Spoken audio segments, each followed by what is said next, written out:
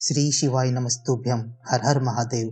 28 जनवरी 2023 को गुजरात के पावागढ़ में पंडित श्री प्रदीप मिश्रा जी द्वारा बाची जा रही श्री राम शिव महापुराण कथा का छठा दिन आज समाप्त हुआ है और इस वीडियो के माध्यम से आज की कथा से जुड़ी हुई मुख्य बातें हम आपके साथ साझा कर रहे हैं। कथा का आरंभ करते हुए पंडित जी कहते हैं कि निर्मल मन जन सो मोहे पावा, मोहे छल छिद्र कपट न आवा। अर्थात भक्ति वही श्रेष्ठ होती है जिसमें कोई दिखावा ना हो। हमें जब भी समय मिले हमें राम नाम जप लेना चाहिए। जिस तरह अचार किसी कांच के या चीनी मिट्टी के बर्तन में उत्तम रहता है, उसी तरह शिव महापुराण की कथा का श्रवण करने वाले व्यक्ति का मन भी कथा को श्रवण करते करते पवित्र हो जाता है। दूसरी जानकारी में पंडित जी से एक प्रश्न किया गया था कि हनुमान जी को राम जी की भक्ति कैसे प्राप्त हुई। उसी का उत्तर देते हुए पंडित जी ने समझाया कि जैसे हनुमान जी 24 घंटे राम नाम की कथा को सुनते थे, राम नाम का गुणगान करते थे, उसी तरह से हमें भी मन ही मन भगवत स्मरण करते हुए भगवान की भक्ति को प्राप्त कर सकते हैं। इसके लिए हमें अलग से कोई प्रयत्न करने की आवश्यकता नहीं है। तीसरी जानकारी में पंडित जी ने गुजरात के एक भक्त हंसा मुकेश अग्रवाल जी का पत्र पढ़ा, जिन्होंने पत्र में लिखा था कि कोरोना के दौरान मेरी सास को एक बड़ी बीमारी हुई और उनकी मुख की आवाज़ चली गई। इसके बाद डॉक्टरों ने अंत में जवाब दे दिया कि आप इनको घर ले जाओ और इनकी सेवा करो।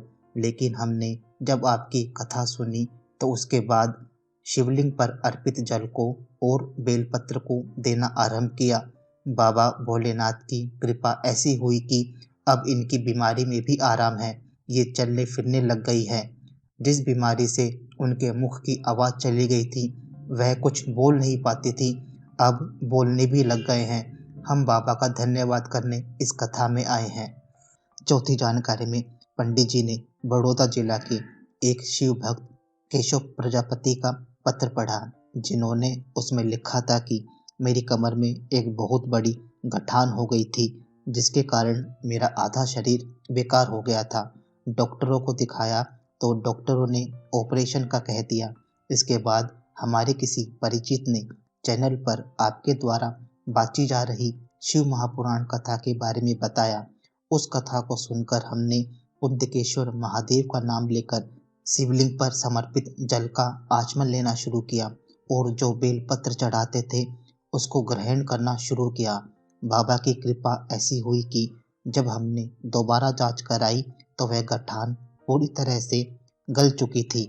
पांचवी जानकारी में पंडित जी ने कहा कि भारत की भूमि पर 20,600 पवित्र नदियां बहती हैं। इन सभी नदियों का स्नान करना, देखना और स्मरण करना संभव नहीं है, तो 7 दिन की शिव महापुराण कथा में जाकर बैठ जाओ, उसका श्रवण करो। सभी नदियों के स्नान का जो पुण्य प्राप्त होना चाहिए वह इस 7 दिन की शिव महापुराण कथा में प्राप्त हो जाता है। छठी जानकारी में पंडित जी ने कहा कि जब आप मंदिर जाओ और आपके पास कुछ भी नहीं है चढ़ाने को, तो शिवलिंग पर चढ़ी हुई बेलपत्र उठाओ, उसे धोकर वापस उसी शिवलिंग पर समर्पित कर दो, तो उसी से ही महादेव प्रसन्न हो जाएगा। बेलपत्र भी नहीं मिलती है तो 3 बार ताली बजाकर शिव का स्मरण कर लो, उसी से ही भोलेनाथ आपका हाथ पकड़ लेगा। 7वीं जानकारी में पंडित जी ने एक प्रसंग बताया, जिसमें भगवान शिव ने माता पार्वती को काली कहकर संबोधित कर दिया और इससे रुष्ट होकर माता पार्वती वन को चली जाती हैं। उसी वन में एक शेर की दृष्टि माता पर पड़ती है और उसकी शिकार करने की इच्छा जागृत हो जाती है। चलते चलते माता पार्वती एक ऊंची चोटी पर चली जाती है और तप साधना में बैठ जाती है। वह शेर भी माता का शिकार करने के उद्देश्य से नीचे स्थान पर बैठ जाता है। जब माता साधना को पूर्ण करके नीचे आती है तो उस शेर से अपनी शिकार करने की इच्छा को पूर्ण करने के लिए कहती है, लेकिन शेर माता की शक्ति को पहचान लेता है और उनसे शरण में लेने के लिए प्रार्थना करता है। इस तरह से माता शेर को अपनी शरण में ले लेती है। 8वीं जानकारी में पंडित जी ने कहा कि 200 ग्राम भोजन करने से हमारे शरीर में 20 ग्राम खून बनता है और उस 20 ग्राम में से एक बूंद से हमारे शरीर को बल मिलता है। उसी तरह से 7 दिन की शिव महापुराण कथा में बैठकर एक क्षण भी किया गया शिव का भजन आपके जन्म जन्मांतर की पीढ़ियों को तार देता है और अंत में महादेव के चरणों की भक्ति प्राप्त होती है। नवी जानकारी में पंडित जी कहते हैं कि आपको कोई मंत्र नहीं आता, पूजा पाठ नहीं आती, 24 घंटे आप भजन नहीं कर सकते, तो इसके लिए आपको परेशान होने की ज़रूरत नहीं है। बस घर से एक लोटा जल भरो और उसे शिव मंदिर में जाकर शिव को समर्पित कर दो। उसी से ही भोलेनाथ प्रसन्न हो जाएगा। 10वीं जानकारी में पंडित जी ने शिव भक्ति का एक अद्भुत प्रसंग बताया, जिसमें अहमदाबाद के रहने वाली एक माता जी ने पशुपतिनाथ व्रत किए, जिनमें से उनके 2 व्रत तो पूर्ण हुए, लेकिन जिस मंदिर में उन्होंने संकल्प लिया था वह मंदिर तोड़ दिया गया था। पशुपतिनाथ व्रत के नियम के अनुसार हमें एक ही स्थान पर 5 व्रत करने पड़ते हैं। तो उन माता जी को अपना तीसरा व्रत करने के लिए वह शिवलिंग नहीं प्राप्त हुआ, तो उन्होंने 1.5 वर्ष तक भोजन ग्रहण नहीं किया। इसके बाद उसी स्थान के रहवासियों ने माता जी के व्रत पूर्ण करवाने के उद्देश्य से उसी शिवलिंग को उसी स्थान पर वापस स्थापित करवाया और उनके व्रत पूर्ण करवाए। इस शिव भक्ति के लिए पंडित जी ने सबका धन्यवाद प्रकट किया।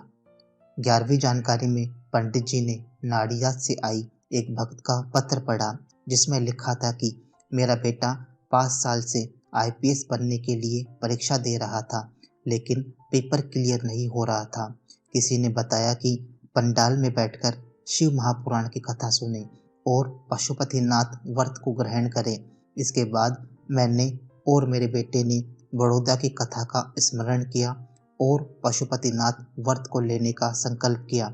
बाबा की कृपा ऐसी हुई कि वह आईपीएस की परीक्षा में पास हो गया। उसी का धन्यवाद करने में इस कथा में उपस्थित हुई हूँ।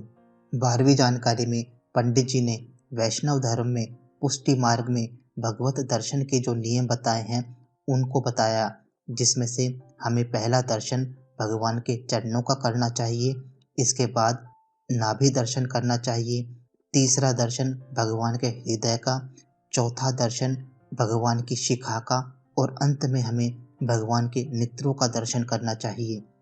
13वीं जानकारी में पंडित जी ने एक भक्त का पत्र पढ़ा, जिसमें लिखा था कि मेरा बेटा सीए फाइनल के परीक्षा को क्लियर नहीं कर पा रहा था और वह परीक्षा देकर पूरी तरह से हताश हो गया था।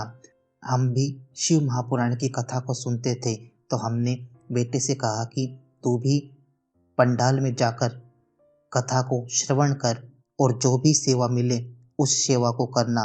और हमने बड़ौदा में हुई कथा में बेटे को भेज दिया। बाबा की दया ऐसी हुई कि मेरा बेटा सीए की परीक्षा को पास करके सीए बन गया है।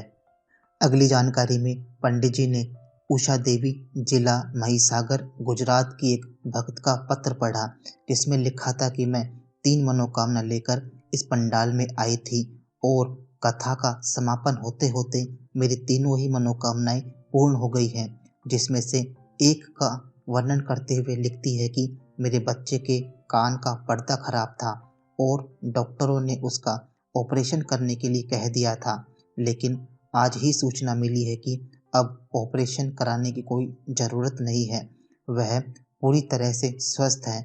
मैं भोले बाबा का बहुत बहुत धन्यवाद करती हूँ। अंतिम जानकारी में पंडित जी ने कहा कि शिवलिंग के पास जाने के बाद हमें हमारी परेशानियाँ महादेव के ऊपर छोड़ देनी चाहिए।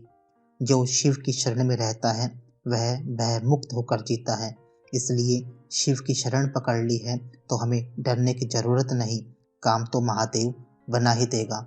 तो दोस्तों, आज की कथा का सार तत्व हमने आपके साथ साझा किया है। अगर आपको भी इस चैनल के द्वारा दी गई जानकारियाँ उपयोगी लगती हैं तो इस वीडियो को लाइक और शेयर करें और चैनल को ज़रूर सब्सक्राइब करें श्री शिवाय नमस्तुभ्यम।